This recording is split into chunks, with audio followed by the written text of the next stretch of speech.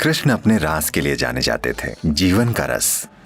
शिव ने, जो हिमालय क्षेत्र में रहते थे, जब ये सुना तो शिव ने नाविक की पत्नी के कपड़े उधार लिए और रास देखने गए। ये स्त्री गुण की सबसे बड़ी तारीफ है।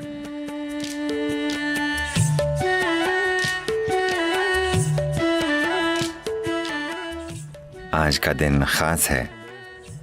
आज कृष्ण जन्माष्टमी है। कृष्ण के बारे में दुनिया में कई गलतफहमियां हैं, पर हमें यह समझना होगा कि उन्होंने 6 साल की उम्र तक ही मक्खन चुराया था, या शायद 8 साल की उम्र तक ही। 16 की उम्र में जब उनके गुरु संदीपनी ने उन्हें याद दिलाया कि उनके जीवन का उद्देश्य क्या है, तो वो तुरंत वृंदावन से चले गए और कभी वापस नहीं आए। वो कभी भी अपने रिश्तेदारों या वहां की लड़कियों या लड़कों से मिलने उस इलाके में कभी नहीं गए। सब वहीं खत्म हो गया। 16 की उम्र में वो चले गए। जब वो जा रहे थे, आज राधे कृष्ण कहा जाता है। कृष्ण से पहले राधे आती हैं, क्योंकि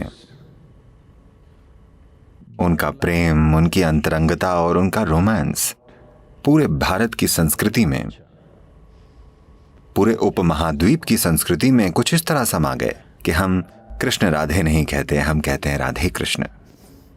पर 16 साल की उम्र में कृष्ण ने राधे को आखिरी बार देखा, उसके बाद कभी नहीं देखा। 16 की उम्र में वो जाते समय वो बोले, ये बांसुरी मैं तुम्हारे लिए बजाता था, अब मैं जा रहा हूं और वापस नहीं आऊंगा। तो एक भेंट के रूप में, तुम जो प्रेम से इतनी सराबोर हो, मैं ये बांसुरी तुम्हें दे रहा हूं और मैं फिर कभी बांसुरी नहीं बजाऊंगा। और उन्होंने फिर कभी बांसुरी नहीं बजाई। उसके बाद से राधा ने बांसुरी बजाई। 16 के बाद उन्होंने कभी बांसुरी नहीं बजाई। 16 से 21 तक वे ब्रह्मचारी बनकर रहे। उन्होंने संन्यास लिया, ब्रह्मचारी बने और जबरदस्त साधना की। इसके बाद उनका पूरा जीवन राजनीतिक प्रक्रिया और आध्यात्मिक प्रक्रिया का मिलन करवाने के लिए समर्पित था। ये बातें कभी बताई नहीं जाती कि भारत के उत्तरी मैदानों में उन्होंने 1000 से ज्यादा आश्रम बनाए, क्योंकि वो चाहते थे कि आध्यात्मिक प्रक्रिया एक अलग चीज न रहे, बल्कि जीवन का ही एक हिस्सा बन जाए। जैसे हम जीते हैं, यानी हमारा ध्यान करना उतना ही जरूरी है जितना हमारा सुबह ब्रश करना। वो चाहते थे कि आध्यात्मिक प्रक्रिया एक दिखावटी चीज ना हो, बल्कि जीवन का एक अहम हिस्सा बन जाए। खास तौर से देश के उन सारे राजाओं के लिए जो तब अखंड भारत का एक हिस्सा होते थे। तो उन्होंने पूरी तरह से समर्पित और प्रतिबद्ध जीवन जिया। पर आमतौर पर लोग सोचते हैं कि उन्होंने बस मक्खन खाया, बांसुरी बजाई और लड़कियों के साथ नाचे। नहीं, उनका जीवन ऐसा नहीं था। पर यह भी एक जरूरी पहलू था। एक बड़ी सुंदर कहानी है। आज कृष्ण जन्माष्टमी है, तो मुझे यह कहानी सुनानी चाहिए। कृष्ण अपने रास के लिए जाने जाते थे। The word ras literally means juice. रास शब्द का मतलब है रस। ज्यादातर लोगों के जीवन में सबसे बड़ी समस्या यह है कि उनमें रस नहीं है, बल्कि हार्मोन है। उनमें जीवन का रस नहीं है, यानी जीवन ही नहीं है, जीवन की तीव्रता नहीं है। तो रास यानी जीवन का रस, शरीर का नहीं बल्कि जीवन का। क्योंकि शरीर के रस कम ज्यादा होते रहते हैं, वो समय समय पर बदलते रहते हैं। पर वो बात कर रहे हैं जीवन के रस की। तो पूर्णिमा की रात के नृत्य को रास कहते थे, क्योंकि वो जीवन के रस से भरा हुआ होता था। This is not a hormonal party in the night. वो रात की हार्मोनल पार्टी नहीं होती थी, न तो वो शराबियों की पार्टी थी, वो कामुक लोगों की पार्टी नहीं थी। ये उनकी पार्टी होती थी जो जीवन के आनंद से भरपूर थे। तो उसे रास कहा जाता था। ये रास मशहूर हो गया।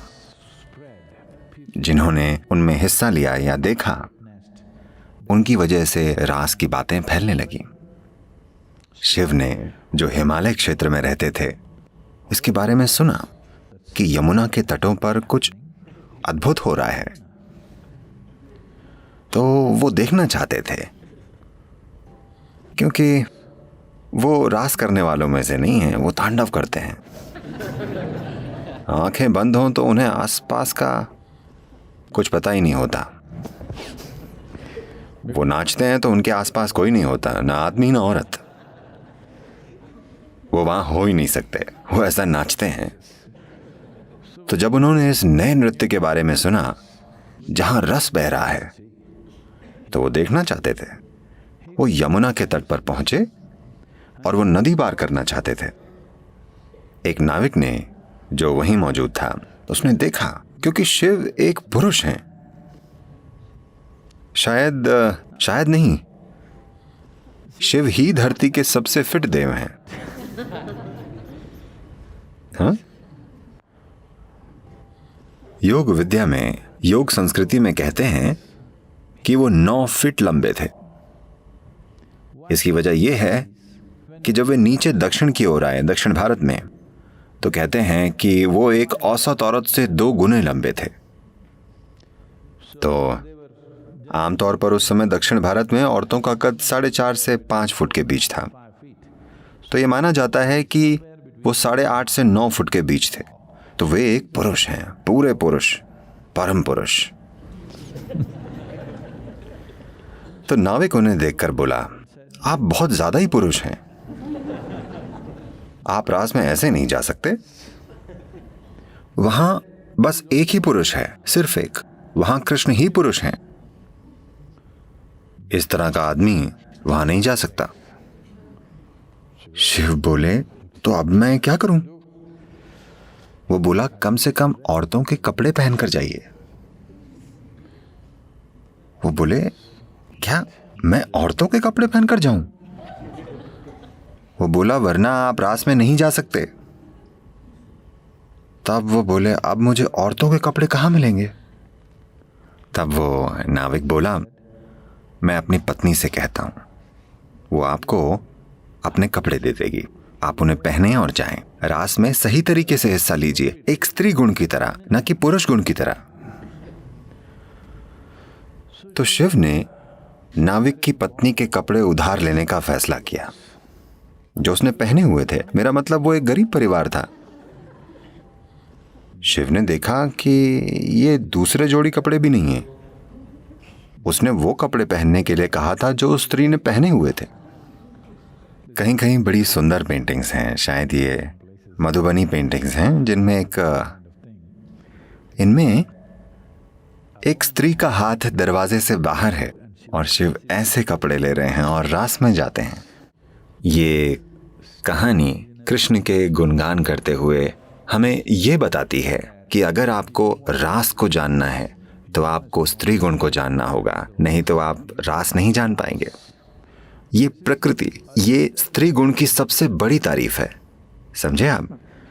ये स्त्री गुण की सबसे शानदार तारीफ है, स्त्री नहीं, स्त्री गुण। क्योंकि इस संस्कृति में हमने हमेशा समझा है कि जीवन सिर्फ तभी सुंदर होगा जब पुरुष और स्त्री गुण की भूमिका बराबर हो। Today we are building a world where feminine is being massacred. आज हम ऐसी दुनिया बना रहे हैं जिसमें स्त्री गुण खत्म किया जा रहा है। आज सफल होने के लिए औरत को आदमी जैसा बनना पड़ता है, वरना कोई चांस नहीं है कि वो आज की दुनिया में सफल हो पाएगी। स्त्री गुण का खून किया जा रहा है। आप देखिए, ये हो रहा है। आप दुनिया में कहीं भी जाएं, अब सामान्य बातचीत में भी लोग बिल्कुल पहले जैसी बातें नहीं करते। अब वो मौसम की भी बातें नहीं करते जैसे पहले करते थे। आज दुनिया का हर बेवकूफ एक ही बात कर रहा है, इकोनॉमी। हाँ, कहीं भी जाएं, इकोनॉमी का क्या हाल है, शेयर मार्केट कैसा चल रहा है। कोई मॉनसून के बारे में भी नहीं पूछ रहा है। सभी सिर्फ अर्थव्यवस्था और शेयर मार्केट की बातें कर रहे हैं। इसका मतलब पुरुष प्रकृति हावी हो गई है। जीवन यापन सबसे बड़ी चीज बन गई है। एक सरल सी चीज, इकोनॉमी का मतलब क्या है?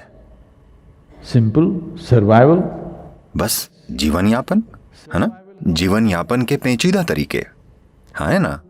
जीवन यापन का प्रोसेस, भोजन कैसे मिलेगा, ये कैसे करें, वो कैसे करें, कैसे कुछ बना लें, ये जीवन यापन हुआ। घर बनाना, खाना, कपड़े पहनना, थोड़ी खरीदारी करना, ये जीवन यापन है ना?